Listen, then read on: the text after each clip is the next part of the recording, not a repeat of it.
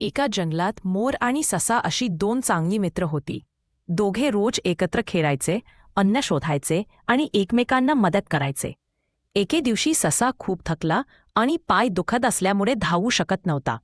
त्याच वेळी एक कोल्हा तिथून जात होता. सशाला पाहून कोल्ह्याने त्याच्यावर हल्ला करायला सुरुवात केली. ससा घाबरला, पण मोराने आपल्या चमकदार पिसांचे पंख मोठे पसरले आणि जोरात किंचाळू लागला. त्या आवाजाने आणि पंखांच्या चमकदारपणाने कोल्हा घाबरून पळून गेला. ससा सुरक्षित झाला. तो मोराला म्हणाला, "तू माझी मदत केलीस, तूच माझा खरा मित्र." मोर हसून म्हणाला, "मित्र म्हणजे संकटात साथ देणारा, पण संकटाच्या वेळी मदत करणारा तोच खरा मित्र." Please subscribe our YouTube channel. Thank you.